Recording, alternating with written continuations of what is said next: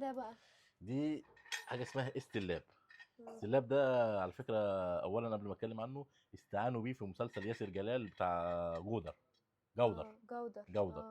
اه. لو هتلاقي الترند بتاع المسلسل، هتلاقي اول حاجه في المسلسل بيبدا، هتلاقي السلاب ده موجود عليه.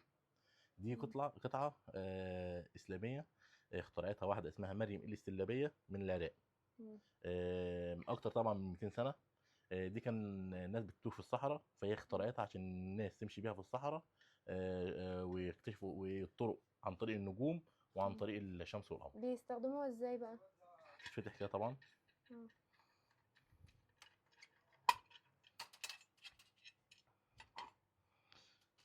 القطعه اللي فوق دي ثابته، اه.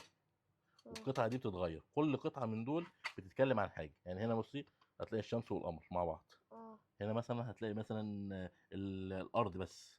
مم. هتلاقي هنا الحروف بتاعت الطرق ويمشوا ازاي ويروحوا ازاي. طبعا كل قطعه من هنا دي، فيها كام قطعة؟ لا فيها يجي 6 قطع.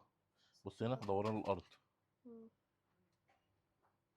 وكل طبعا ده بيتثبت على دي، ودي بتلف دي القطعة دي الأساسية. القطعه الاساسيه مم. يلفوها، وبيجمعوا الحروف، بيجمعوا الكلام، بيجمعوا الطرق. وساعات بيستخدموها في البحر. مم.